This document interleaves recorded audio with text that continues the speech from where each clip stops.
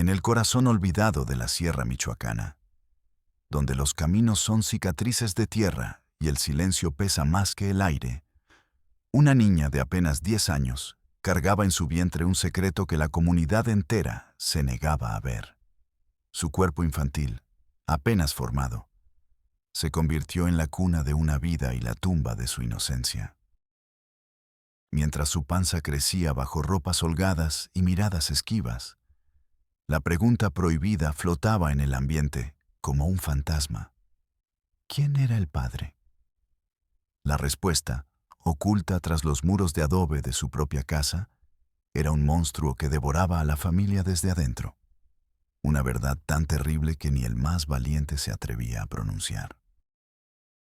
Lo que estoy a punto de narrarles no es solo la tragedia de una niña madre, sino el escalofriante retrato de un pueblo que eligió la ceguera antes que la justicia, y de una familia consumida por el más oscuro de los tabúes. Soy Padre del Valle, y estás viendo Realidad Mexico. Antes de desentrañar los hilos de esta dolorosa historia, te pido que te suscribas a nuestro canal y actives las notificaciones. Es la única forma de asegurarnos de que estas realidades no queden enterradas en el olvido. Y como siempre, déjame saber en los comentarios desde qué rincón de México o del mundo nos acompañas. Tu presencia nos da la fuerza para seguir. La historia nos lleva a una ranchería sin nombre, un puñado de casas dispersas en las faldas de un cerro en Michoacán. Un lugar al que solo se llegaba tras horas de camino por una brecha polvorienta que los lugareños llamaban el Espinazo del Diablo. Allí vivía la familia Valdés. La casa, si se le podía llamar así, era una construcción de adobe y techo de lámina oxidada, con un solo cuarto grande que servía de dormitorio, cocina y comedor para todos. El suelo era de tierra apisonada, y por las noches el viento frío se colaba por las rendijas de las paredes, trayendo consigo el olor a pino y a miseria. El padre, Antonio Valdés, era un hombre endurecido por el sol y el trabajo en el campo, de pocas palabras y mirada pesada. Su autoridad era ley, y su cinturón, el juez. La madre, Elena, era una mujer consumida por los partos y la resignación, un fantasma silencioso que se movía por la casa con la mirada perdida, obedeciendo sin cuestionar. Tenían 6 hijos, 3 varones mayores, ya adolescentes, que ayudaban al padre en la siembra de maíz y frijol, y 3 hijas menores. La del medio era Guadalupe, a quien todos llamaban Lupita. Tenía 9 años, ojos grandes y curiosos, y una sonrisa que se fue apagando poco a poco, como una vela en una corriente de aire. El infierno de Lupita no comenzó con un grito, sino con un silencio. El silencio de sus hermanos mayores cuando entraban al cuarto por la noche. El silencio de su padre cuando su mirada se posaba en ella más tiempo de lo debido. El silencio de su madre, que volteaba la cara hacia la pared, fingiendo dormir. Lupita dejó de jugar con sus hermanas. Se volvió huraña, temerosa. Pasaba horas sentada en un rincón, abrazando sus rodillas, con la mirada fija en un punto inexistente de la pared de adobe. Sus hermanitas, demasiado pequeñas para entender, solo sabían que Lupita ya no era la misma. Un día, Elena, la madre, la observó mientras lavaba la ropa en el río. Notó que la cintura de la niña había desaparecido, que su pequeño vientre se redondeaba de una forma antinatural. El corazón se le detuvo. Esa noche, cuando Antonio y los hijos mayores roncaban, la llevó afuera, bajo la luz pálida de la luna. ¿Estás enferma?, le preguntó con un hilo de voz. Lupita solo negaba con la cabeza, temblando. Elena le levantó el huipil raído. No había duda. La verdad era una bofetada helada que la dejó sin aire. ¿Quién fue?, susurró, y en la pregunta no había rabia, Solo un pánico profundo. Lupita no respondió. Solo lloraba en silencio, un llanto ahogado que parecía salirle del alma. Elena sabía que no podía preguntar más. Sabía que la respuesta vivía bajo su mismo techo. Podía ser Antonio. Podían ser sus hijos, bestias adolescentes a las que su propio padre había enseñado que podían tomar lo que quisieran. Podían ser todos. La pregunta no era quién, sino cómo iban a ocultarlo. Al día siguiente, la vida de Lupita se convirtió en una reclusión. Antonio decretó que ya no iría a la escuelita rural. La excusa fue que debía ayudar a su madre en la casa. Cuando alguna vecina curiosa preguntaba por ella, Elena respondía con evasivas: «Anda malita del estómago. Le cayó el mal de ojo, está hinchadita». La casa se convirtió en su prisión. El único cuarto fue dividido con una cortina hecha de costales viejos, creando un pequeño espacio para Lupita, un escondite a la vista de todos. Sus hermanos mayores la ignoraban, actuando como si no existiera. Una complicidad silenciosa que era más aterradora que cualquier amenaza. Solo sus hermanas pequeñas se acercaban a veces, preguntándole por qué ya no salía al sol. Lupita las miraba con ojos vacíos y no decía nada. El embarazo avanzó entre susurros y miedo. Elena le enseñó a fajarse el vientre con tiras de tela para disimular la curva creciente. El cuerpo de Lupita, una niña de 10 años, luchaba por contener una vida que no había pedido y que la estaba destrozando por dentro. Los meses se hicieron eternos. El parto llegó una noche de tormenta. Mientras afuera los relámpagos iluminaban los cerros y los truenos sacudían la tierra, dentro de la casa de adobe, una niña gritaba de un dolor que no comprendía. Antonio y los hijos varones fueron enviados a dormir al cobertizo con los animales. Solo Elena y la hermana mayor de Lupita, de apenas 14 años, la asistieron. No había médico, ni partera, ni agua limpia.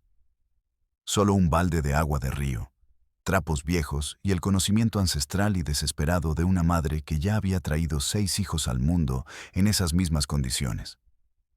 Tras horas de agonía, nació un niño. Pequeño, frágil, pero vivo. Su llanto agudo cortó la tensión de la noche. Elena lo envolvió en un rebozo y lo miró. Tenía los ojos de su familia, la nariz de su marido, la boca de uno de sus hijos. Era la prueba viviente del horror. Lupita, exhausta y febril, yacía en el petate, con la mirada perdida. Había cumplido 10 años hacía apenas una semana. Era madre, pero seguía siendo una niña. La mentira se tejió de inmediato. Al día siguiente, cuando el sol secó el lodo de la tormenta, Antonio reunió a la familia. Su voz fue cortante. «Este niño es hijo de su prima de Apatzingán. Nos lo mandó porque no lo puede cuidar. Lupita lo va a ayudar a criar». Nadie dijo nada. Los hermanos mayores bajaron la cabeza. Las niñas pequeñas miraban al bebé con curiosidad. Lupita no lo miraba. Para el mundo exterior, para las pocas familias de la ranchería, los Valdés habían acogido a un sobrino huérfano. Era un acto de caridad, una historia creíble en una tierra donde las familias se hacían cargo de los suyos. La mentira inicial, nacida del pánico, se convirtió en la piedra angular de su nueva realidad. El bebé, a quien llamaron Ángel, creció llamando hermana a su madre biológica y tíos a su padre y abuelos. Lupita, atrapada en un rol que no entendía, se convirtió en la cuidadora silenciosa de su propio hijo, un recordatorio constante de la noche en que su infancia le fue arrancada para siempre. El secreto estaba sembrado. Pero las raíces de una mentira tan monstruosa estaban destinadas a envenenar la tierra sobre la que crecían. Y pronto empezarían a brotar las primeras grietas en la fachada de normalidad que la familia Valdés intentaba desesperadamente mantener. El tiempo en aquella ranchería no se medía en días ni en meses, sino en ciclos de siembra y cosecha, en estaciones de sequía y de lluvia. Para la familia Valdés, el tiempo se empezó a medir en silencios. La mentira de que el pequeño Ángel era un sobrino acogido se convirtió en el evangelio familiar, una verdad repetida tantas veces que casi llegó a sonar creíble, al menos dentro de las 4 paredes de adobe. La vida se reajustó en torno a esta farsa. La rutina diaria era una coreografía macabra diseñada para mantener las apariencias. Antonio y sus hijos mayores, ahora convertidos en hombres jóvenes, salían al campo antes del amanecer.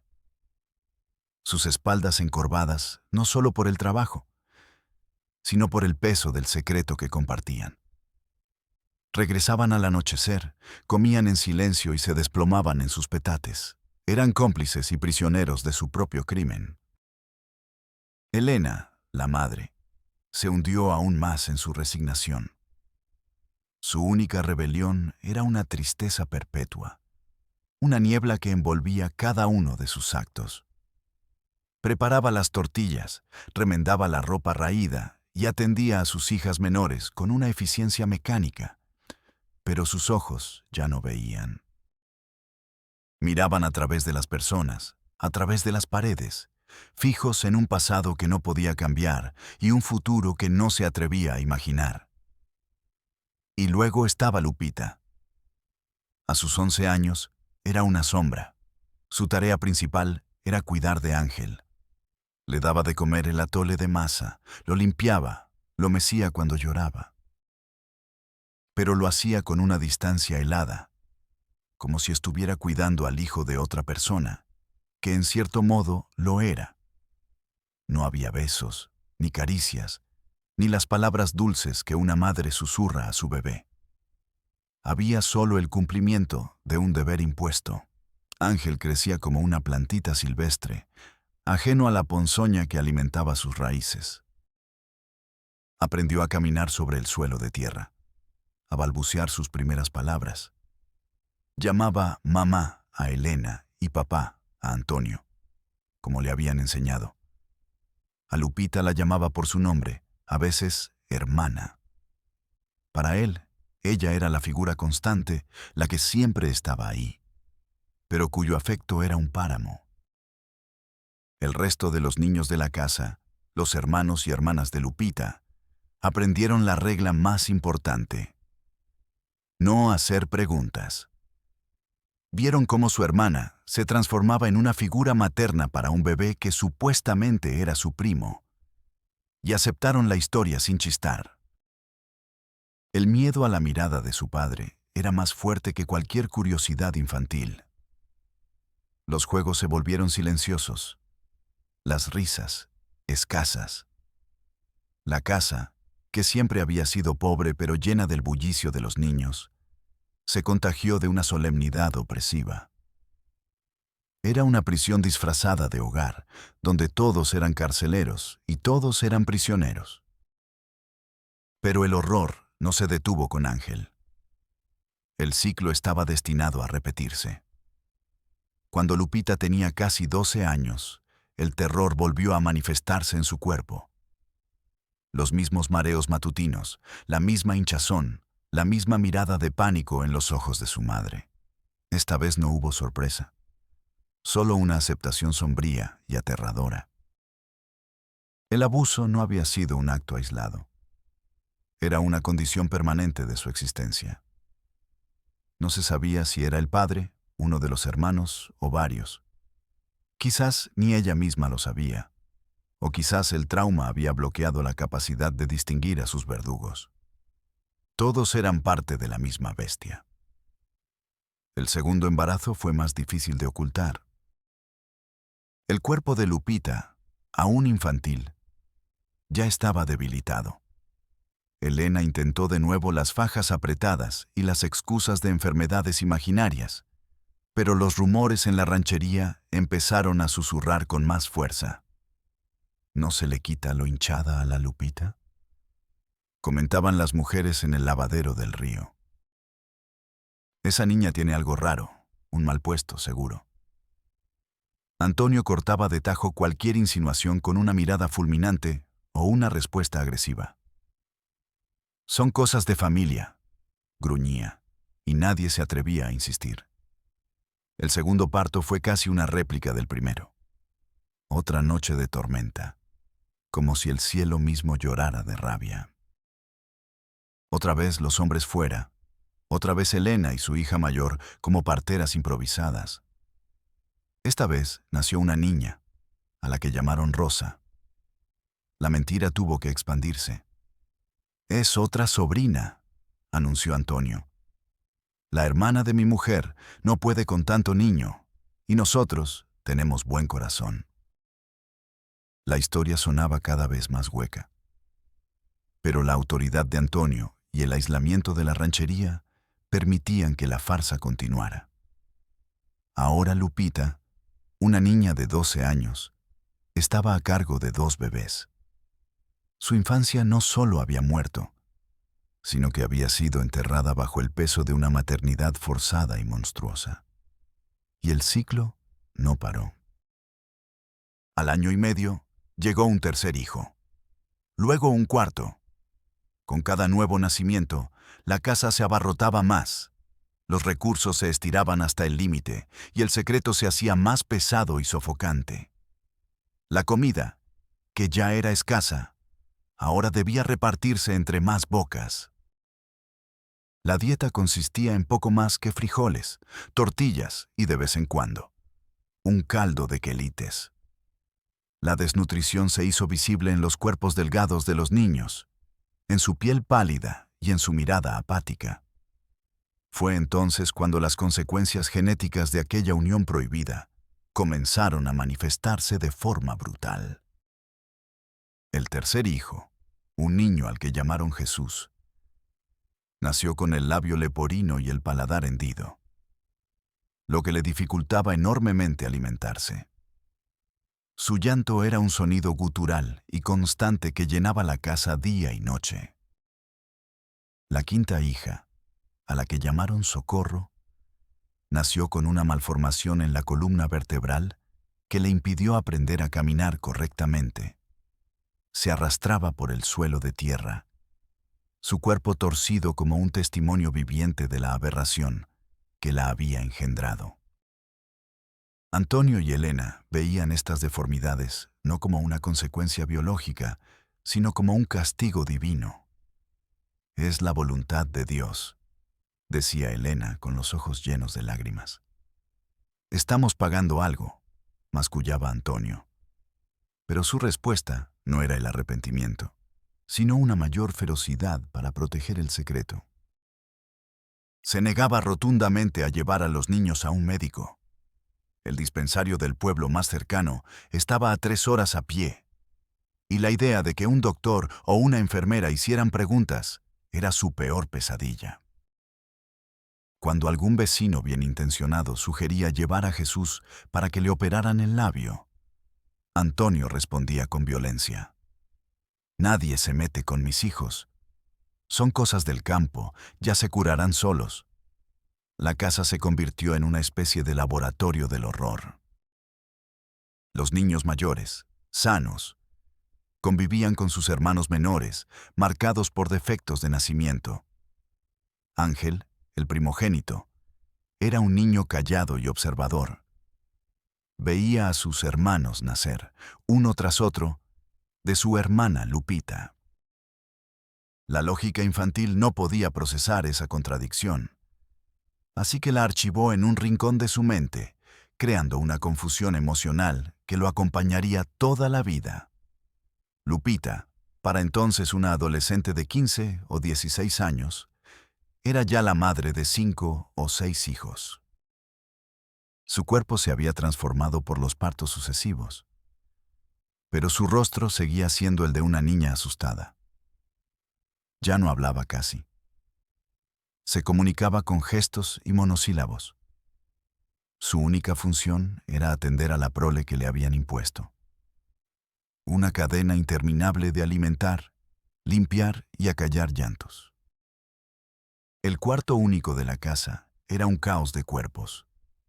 Por la noche, más de una docena de personas dormían hacinadas en petates sobre el suelo de tierra. El olor a sudor, a suciedad y a desesperación era insoportable. Los niños enfermos lloraban, los sanos tenían pesadillas, y los adultos velaban, atrapados en la vigilia de su conciencia culpable. La fachada de normalidad se estaba desmoronando, no por un evento dramático, sino por el propio peso de la mentira. Tantos niños, algunos con problemas evidentes, viviendo en la miseria bajo el cuidado de una hermana adolescente, era una estampa demasiado extraña, incluso para una comunidad acostumbrada a la dureza y a no meterse en asuntos ajenos. El silencio que había protegido el secreto durante años empezaba a mostrar fisuras. Ya no eran solo susurros en el río. Eran conversaciones abiertas, aunque todavía a espaldas de Antonio. La gente del pueblo sabía que algo terrible estaba pasando en la casa de los Valdés. La pregunta ya no era qué, sino hasta cuándo lo permitirían. El muro de silencio estaba a punto de ser golpeado por la primera piedra, y el impacto resonaría mucho más allá de las montañas polvorientas de Michoacán. La podredumbre que se gestaba en la casa de los Valdés no podía permanecer contenida para siempre. Como un cuerpo enfermo que desarrolla fiebre, la comunidad circundante, por silenciosa que fuera, comenzó a mostrar síntomas de que sabía que algo andaba terriblemente mal. El primer golpe contra el muro de silencio no vino de un vecino valiente, ni de un arrebato de conciencia familiar, sino de la burocracia gubernamental, de una forma tan mundana como inevitable. Una campaña de vacunación. El gobierno estatal había lanzado un programa para erradicar el sarampión en las zonas más remotas, y una brigada de enfermeras fue despachada a las sierras, con listas de familias y censos desactualizados. Una de esas enfermeras era Marta Aguirre. Era una mujer joven, de unos 28 años, originaria de la ciudad de Morelia, idealista y comprometida con su profesión. Para ella, trabajar en las comunidades rurales era una misión, no solo un empleo. Su asignación la llevó a aquella ranchería olvidada, subiendo por el Espinazo del Diablo, en una vieja camioneta del Servicio de Salud. Cuando llegó a la casa de los Valdés, el sol del mediodía caía a plomo. Lo primero que notó fue el silencio antinatural. En una casa que, según su lista, debía albergar a una familia numerosa, no se oían risas ni juegos. Solo el zumbido de las moscas. Tocó la puerta improvisada, un trozo de madera que colgaba de un solo gozne. La que abrió fue Elena, la madre. Sus ojos se abrieron con pánico al ver el uniforme blanco de Marta. Detrás de ella, en la penumbra del cuarto, se agolpaba un grupo de niños de distintas edades, todos silenciosos, todos con la misma mirada asustadiza. «Buenas tardes», dijo Marta con su voz más amable.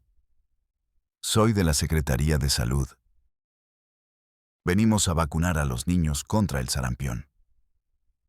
Antes de que Elena pudiera balbucear una respuesta, Antonio apareció desde el fondo del cuarto como una aparición amenazante. Su rostro era una máscara de hostilidad. «¿Quién la mandó?»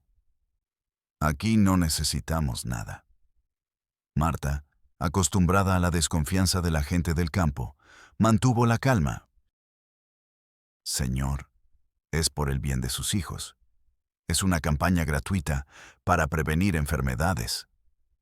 Su mirada profesional recorrió rápidamente la escena. Contó al menos 8 o 9 niños en ese espacio reducido. Vio la miseria, la suciedad. Y entonces, sus ojos se detuvieron en las malformaciones. Vio al pequeño Jesús, con su labio hundido, que la miraba con curiosidad. Vio a la pequeña Socorro, arrinconada, con su espalda visiblemente torcida. Y luego la vio a ella, a Lupita. Estaba de pie junto a un petate en el que dormía un bebé de meses. Lupita tendría a lo sumo 17 o 18 años, pero su mirada estaba muerta, vacía. Cargaba a otro niño pequeño en sus brazos, mientras un tercero se aferraba a su falda. La matemática no cuadraba en la cabeza de Marta. Tantos niños pequeños, y esa joven. ¿Son todos sus hijos?, preguntó Marta, dirigiéndose a Elena, pero sin quitarle los ojos de encima a Antonio. Fue él quien respondió, con la voz cargada de veneno. Son sobrinos. Los cuidamos nosotros. Ahora váyase. Aquí no hay enfermos. Marta sintió un escalofrío. La palabra sobrinos sonó falsa, ensayada. La dinámica era extraña. La joven, Lupita, actuaba como la madre de todos aquellos niños pequeños, pero se movía como un autómata, sin mostrar la más mínima emoción. El bebé del petate se quejó, y Lupita, mecánicamente, fue a atenderlo. «Necesito registrarlos a todos para la vacunación», insistió Marta, sacando su tabla con papeles. «Nombre y edad de cada uno».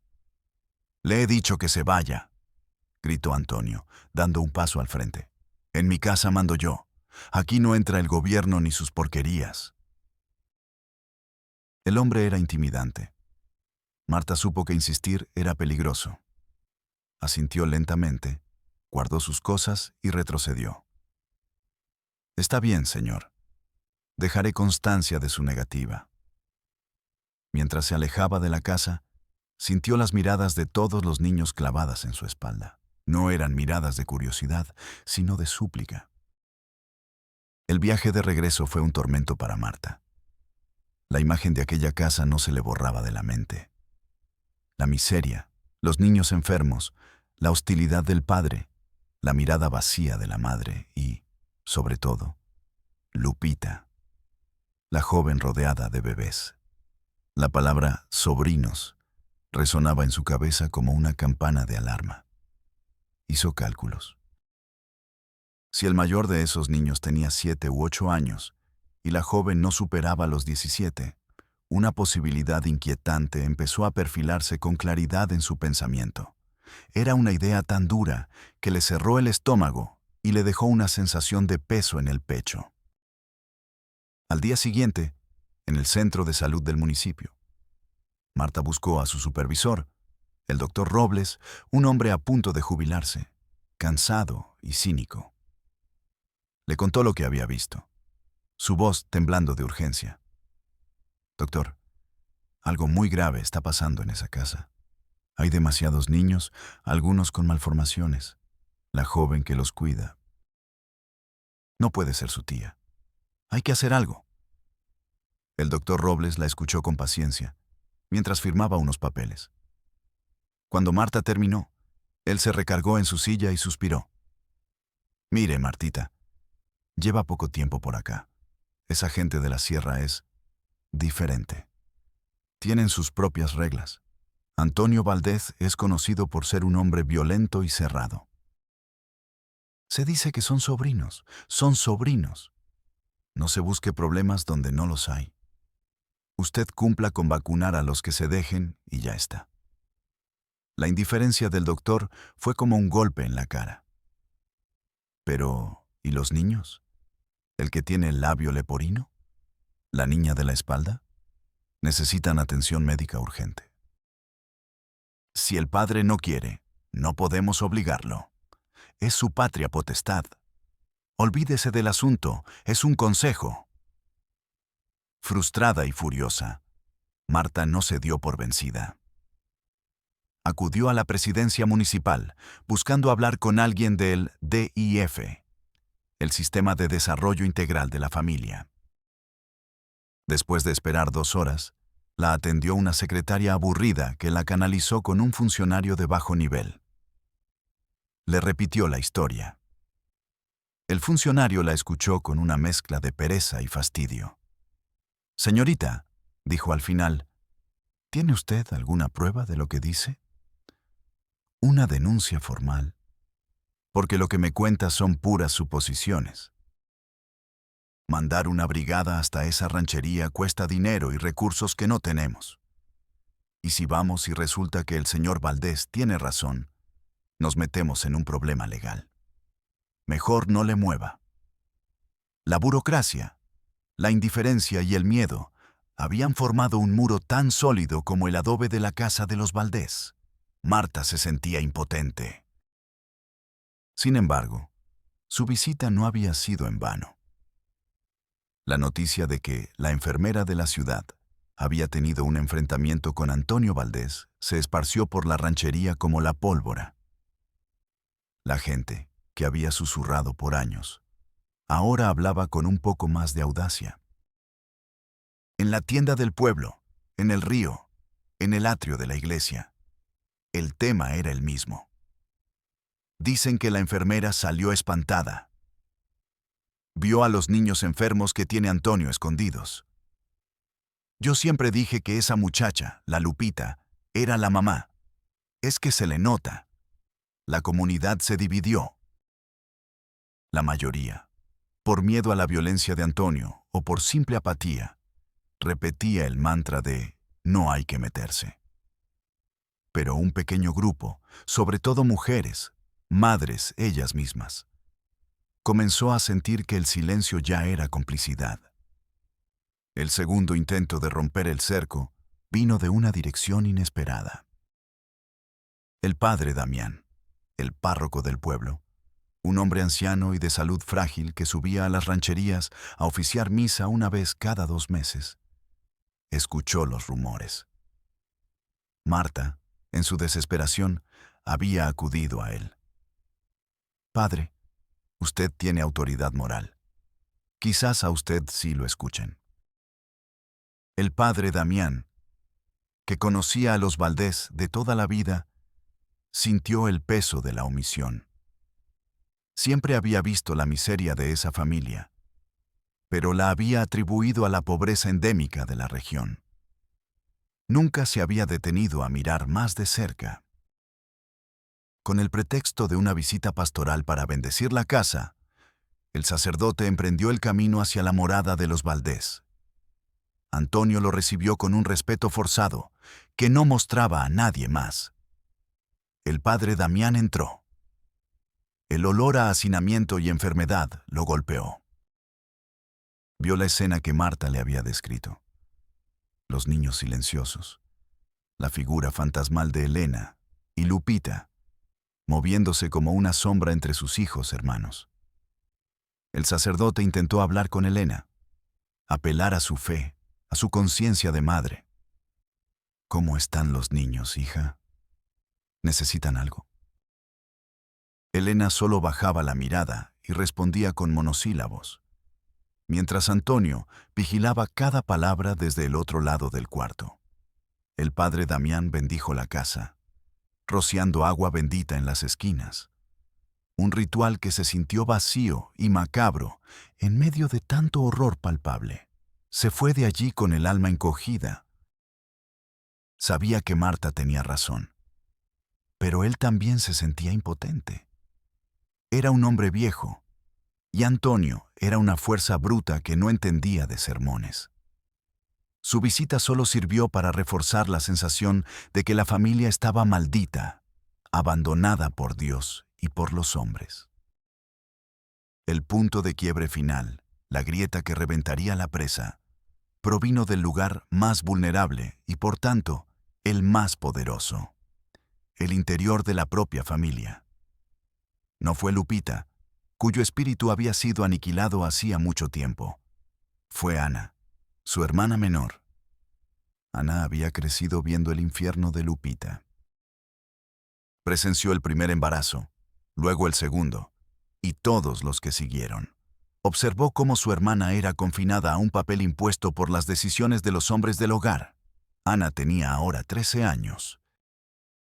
Estaba floreciendo en una jovencita, y en las miradas que su padre y sus hermanos mayores le empezaban a dirigir, reconoció el mismo brillo depredador que había consumido a Lupita. El terror se apoderó de ella. Sabía que si no hacía algo, ella era la siguiente. Su decisión nació de la pura supervivencia. Durante semanas, planeó su huida. Ahorró unas tortillas, las escondió. Observó las rutinas de la casa. La oportunidad llegó una noche de luna nueva, cuando la oscuridad era total. Antonio y los hermanos mayores habían ido a un velorio en una ranchería vecina. Un evento raro que los mantendría fuera hasta el amanecer. Elena y los niños cayeron en un sueño pesado. Con el corazón martilleándole en el pecho, Ana se deslizó fuera de su petate. Se puso los únicos guaraches que tenía, tomó su pequeño bulto de tortillas y, sin mirar atrás, salió de la casa. Corrió como nunca en su vida, a través del monte, tropezando con raíces y piedras, con el sonido de los animales nocturnos como única compañía. El miedo a ser descubierta le daba alas. No se detuvo hasta que las primeras luces del alba tiñeron el cielo.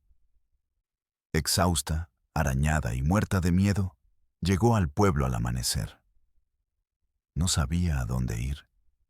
La policía le daba miedo. Pensó en el cura, pero recordó su visita inútil. Y entonces recordó a la mujer de blanco, a la enfermera que se había enfrentado a su padre. Preguntando, temblorosa, dio con la pequeña casa que el centro de salud le rentaba a Marta. Tocó la puerta. Cuando Marta abrió y vio a la niña aterrorizada y sucia en su umbral, la reconoció de inmediato. Era una de las niñas de la casa Valdés. La hizo pasar, le dio agua, un pedazo de pan. Ana bebió con desesperación y luego, entre sollozos que sacudían todo su cuerpo, la historia brotó de sus labios. No fue una narración ordenada. Fue un torrente de horror, fragmentos de abuso, miedo y desesperación. Es mi papá, lloraba.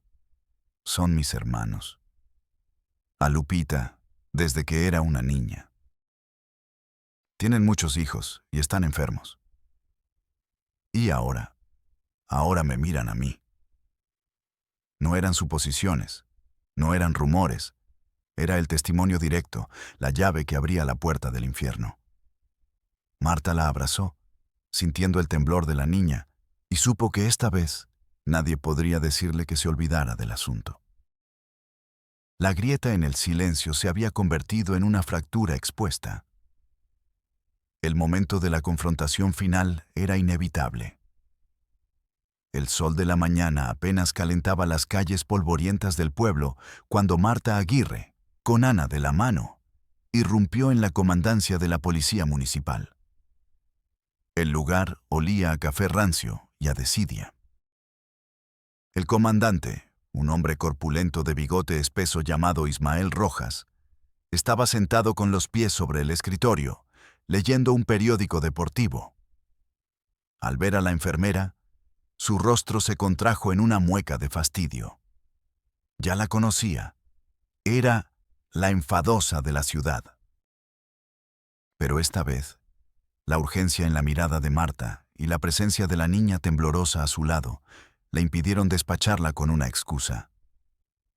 «Comandante, tiene que escuchar esto», dijo Marta, su voz firme a pesar del temblor interno. «Esta es Ana Valdez. Ha escapado de su casa. Necesita contarle lo que pasa allí». Rojas bajó los pies del escritorio y se enderezó. Miró a Ana, cuyos ojos estaban hinchados de tanto llorar. La llevó a su pequeña oficina, lejos de las miradas de los otros dos policías de guardia. Marta se quedó con ella. Con una paciencia que sorprendió a la propia Marta, el comandante escuchó la historia de Ana. La niña, Sintiéndose por primera vez protegida, relató el horror con una claridad devastadora. Habló de su hermana Lupita, de los bebés que nacían uno tras otro, de las enfermedades, de la violencia de su padre y del miedo a sus hermanos. Mencionó los nombres de los niños, las malformaciones, el hambre. Cada palabra era un martillazo en la conciencia adormecida del comandante.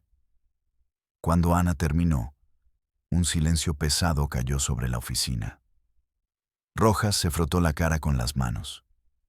Era un policía de pueblo, acostumbrado a lidiar con borrachos, pleitos de tierras y robos de gallinas. Esto superaba cualquier cosa que hubiera visto en sus 20 años de servicio. Miró a Marta. Yo también oí los rumores, admitió en voz baja. Pero una cosa es el chisme y otra esto. Tiene que hacer algo. Ahora, insistió Marta. Antonio Valdés y sus hijos regresarán en cualquier momento. Si descubren que Ana no está, no quiero ni imaginar lo que podría pasarle a los que quedaron allá. El comandante se levantó. Su rostro ya no era de fastidio, sino de una gravedad sombría. Salió de la oficina y le ladró órdenes a sus 2 oficiales. Preparen la patrulla. Nos vamos para la sierra. Y llamen al juez y a la gente del DIF. Díganles que los vemos en el camino, que es una emergencia. La movilización fue lenta, casi torpe, como un mecanismo oxidado que se pone en marcha después de años de inactividad. La única patrulla del pueblo, una camioneta destartalada, tardó en arrancar. Se unieron al convoy un viejo sedán del juzgado local con un actuario asustado y, después de una hora de espera, una furgoneta del DIF con 2 trabajadoras sociales visiblemente sobrepasadas por la situación. Marta insistió en ir. Dejó a Ana al cuidado de la esposa del comandante, en un lugar seguro. No podía quedarse atrás. Quería ver con sus propios ojos el final de aquella pesadilla. El viaje por el Espinazo del Diablo fue tenso. El comandante Rojas conducía, su mandíbula apretada. Sabía que Antonio Valdés era un hombre peligroso y que no se rendiría fácilmente. Cuando finalmente llegaron a la ranchería, el sol estaba en lo más alto. La casa de adobe se veía exactamente igual que el día que Marta la visitó. Silenciosa, ominosa, como una tumba bajo el sol. Dejaron los vehículos a unos 100 metros y se acercaron a pie. La tensión era palpable. Los pocos vecinos que estaban afuera se metieron a sus casas, cerrando puertas y ventanas. Nadie quería ser testigo. El comandante Rojas, flanqueado por sus 2 oficiales con sus pistolas desenfundadas, se paró frente a la puerta. «¡Antonio Valdés!», gritó. Su voz retumbó en el silencio. No hubo respuesta. «Salga de la casa con las manos en alto. Somos la autoridad». El silencio continuó por un instante que pareció eterno. Luego, la puerta se abrió con un chirrido. Antonio apareció en el umbral. No parecía asustado, sino furioso. Sus ojos inyectados en sangre recorrieron al pequeño grupo. Los policías, el actuario con su portapapeles, las trabajadoras sociales. «Lárguense de mi propiedad», rugió. «No tienen nada que hacer aquí». «Antonio», dijo Rojas, tratando de mantener un tono calmado pero firme. «Tenemos una orden para revisar su casa y asegurarnos del bienestar de los menores que viven aquí. No lo haga más difícil». La mención de los menores pareció encender una mecha en Antonio. «Mis hijos y mis sobrinos están bien. Nadie va a entrar aquí».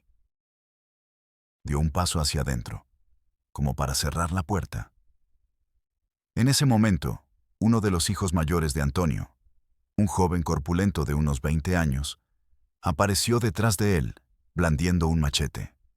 «Váyanse o no respondemos», gritó. La situación estaba a punto de explotar. El comandante Rojas hizo una seña a sus hombres.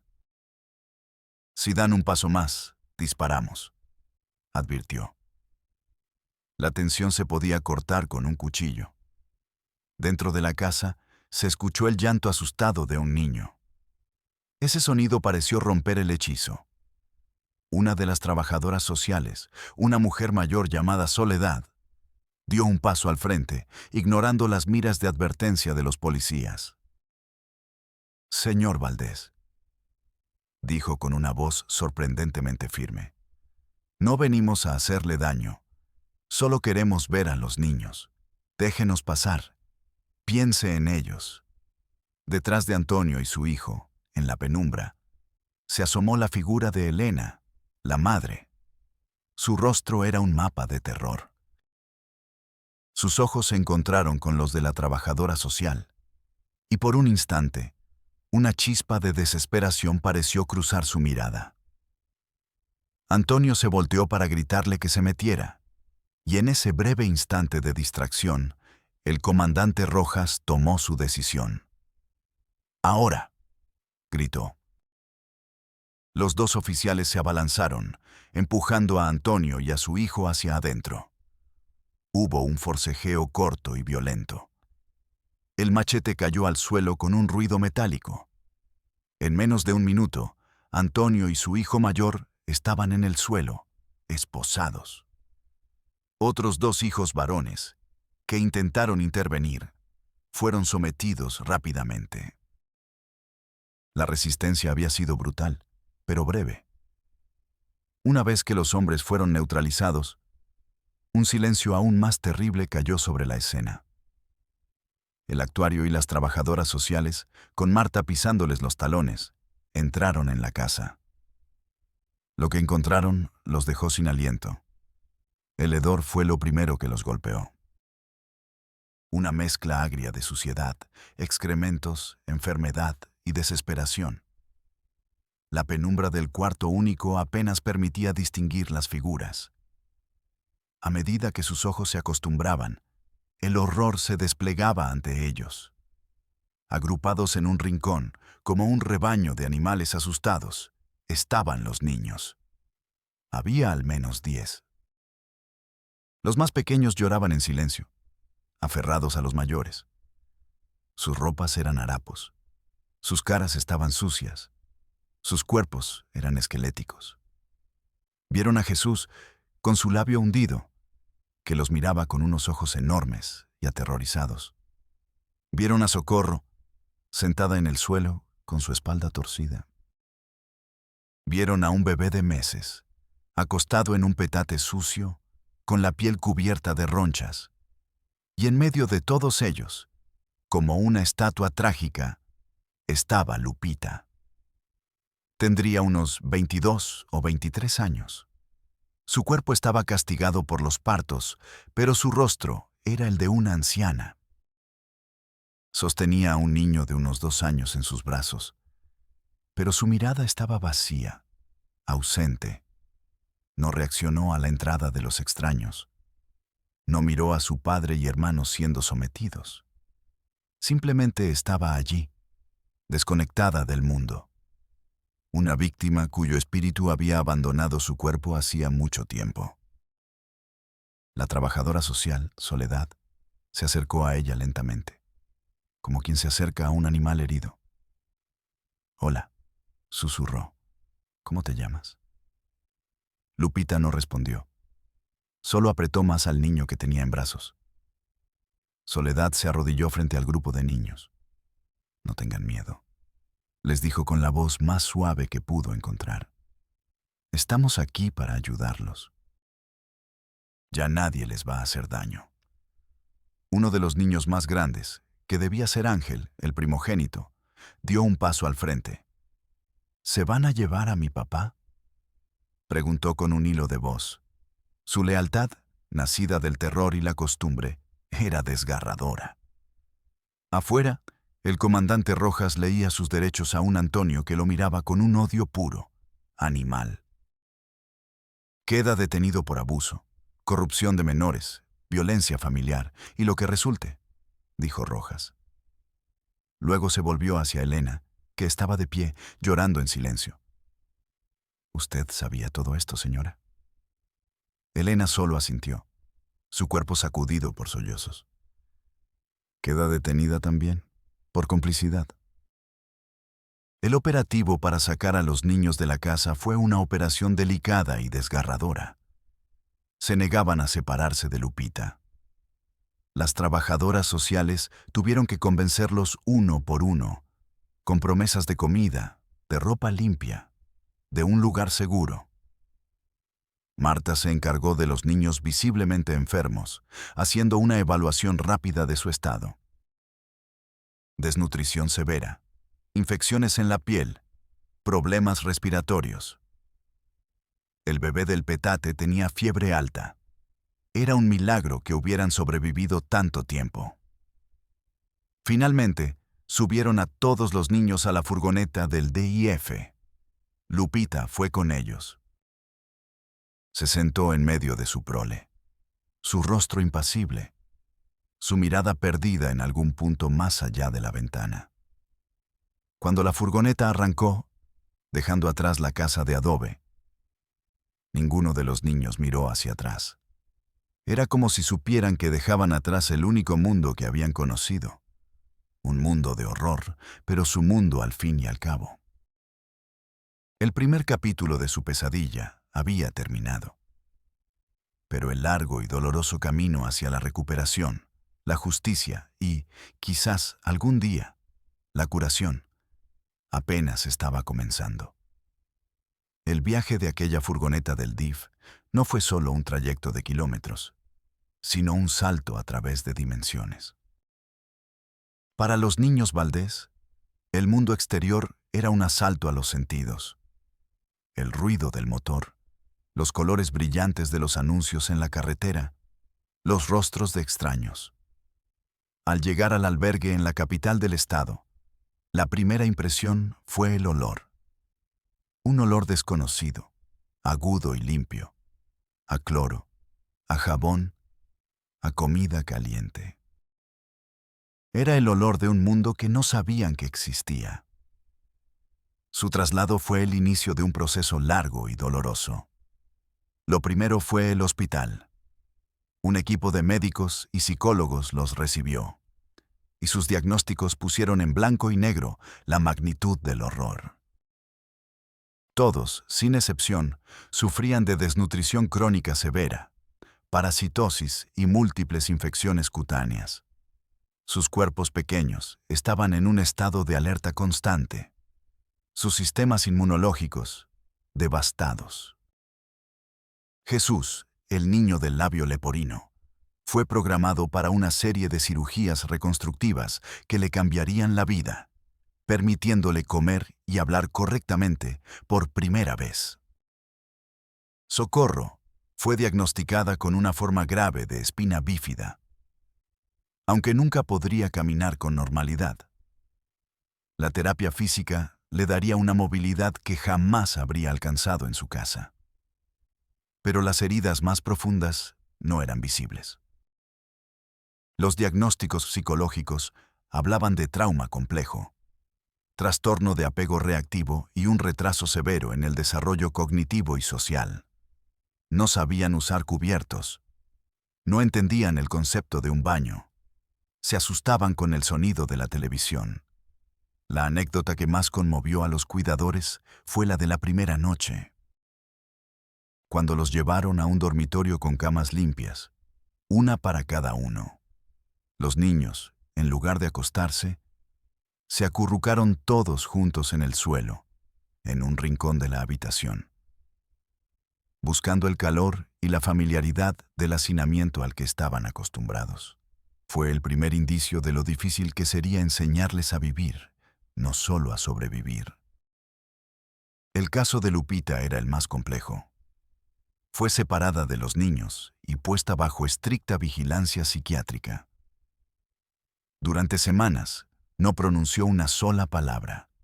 Se sentaba en una silla, con la mirada fija en la pared, en un estado casi catatónico. Los psiquiatras entendieron que su silencio no era rebeldía, sino el último refugio de una mente que había soportado lo insoportable. Su identidad estaba fracturada. Era víctima, madre, hermana, hija. El proceso de desentrañar esos nudos sería la tarea de años. Los niños, al ser separados de ella, reaccionaron con una angustia inmensa. A pesar del abuso y la negligencia, ella era su único punto de referencia, su madre hermana. Gradualmente, con terapia y paciencia, comenzaron a formar lazos con sus cuidadores, a descubrir el juego, la risa, la seguridad de una comida garantizada. Ángel, el mayor, asumió un rol protector, pero también empezó a permitirse ser niño por primera vez, a correr, a gritar, a jugar a la pelota, cosas que le habían sido negadas. Mientras los niños daban sus primeros y vacilantes pasos hacia una nueva vida, el sistema judicial se ponía en marcha. El caso de la familia incestuosa de la Sierra explotó en los medios de comunicación nacionales. Reporteros de todo el país descendieron sobre la pequeña ranchería y el municipio, buscando el testimonio de los vecinos, que ahora hablaban con una mezcla de horror y culpa. La casa de adobe se convirtió en una atracción macabra, fotografiada hasta el cansancio, un monumento a la barbarie. El juicio fue un circo mediático y una dolorosa exposición de la miseria humana. Antonio Valdés nunca mostró arrepentimiento. En el estrado, se mantuvo desafiante, gritando que eran sus hijos, su familia, y que nadie tenía derecho a meterse. Su defensa fue torpe y brutal, alegando tradiciones y costumbres que no eran más que una excusa para su depravación. Los hijos mayores, cómplices del horror, intentaron culpar al padre, pero las pruebas de ADN realizadas a todos los niños fueron irrefutables. La paternidad de los 10 hijos de Lupita se repartía entre el padre, Antonio, y los 2 hermanos mayores. Eran una maraña genética y criminal. Elena, la madre, fue la figura más trágica del juicio.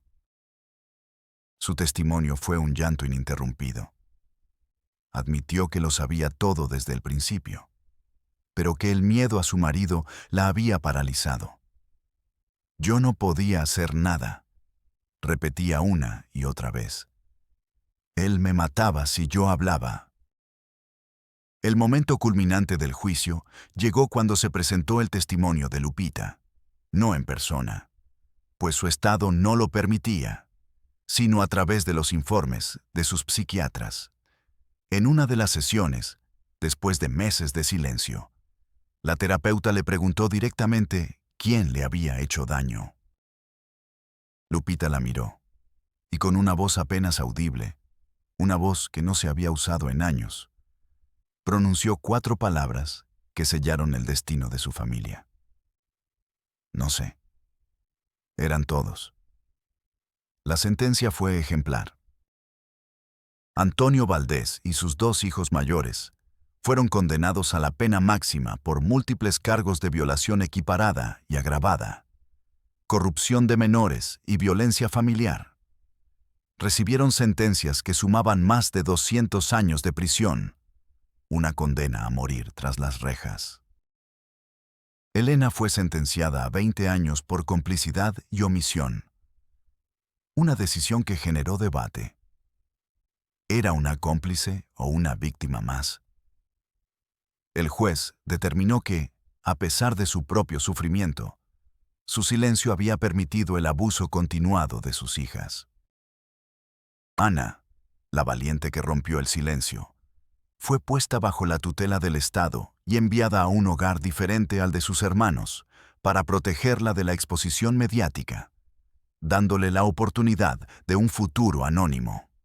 El impacto en la comunidad fue profundo y duradero. La ranchería se convirtió en un lugar estigmatizado. El nombre de Valdés se volvió una maldición. La casa de adobe quedó abandonada, pudriéndose bajo el sol y la lluvia. Los vecinos decían que por las noches se oían llantos, que el alma en pena de los niños que sufrieron allí seguía atrapada. Con el tiempo, la estructura se derrumbó y la naturaleza comenzó a reclamar el terreno, como tratando de borrar la mancha de la tierra. El pueblo entero tuvo que enfrentarse a su propia complicidad. El comandante Rojas fue visto como un héroe, pero él mismo admitió en privado que debió haber actuado antes. El doctor Robles y el funcionario del DIF fueron investigados y sancionados administrativamente por negligencia. La vergüenza colectiva fue una lección amarga. Hoy, años después, los niños de Lupita viven vidas distintas, esparcidos en diferentes hogares de acogida o con familias adoptivas que los aman. Sus cicatrices físicas y emocionales siguen ahí, pero han aprendido a sonreír. Lupita continúa en una institución especializada. Ha hecho progresos notables.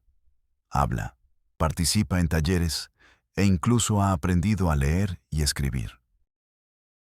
Nunca podrá recuperar la infancia que le robaron, pero está construyendo, pieza por pieza, una nueva identidad, una que no esté definida por el horror.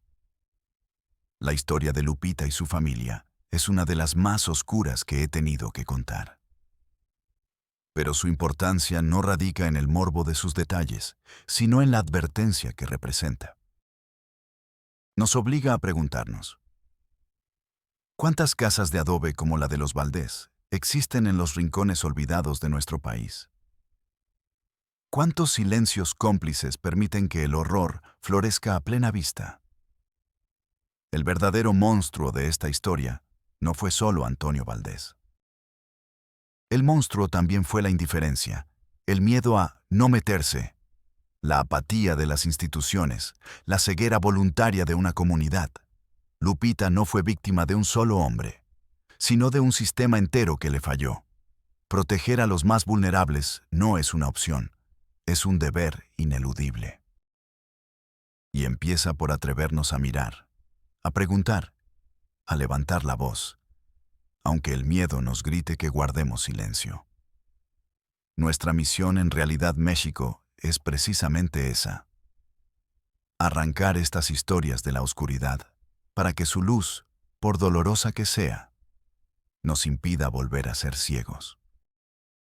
Si crees en esta misión, si crees que ninguna otra niña debe vivir lo que Lupita vivió, te invito a unirte a nuestra comunidad.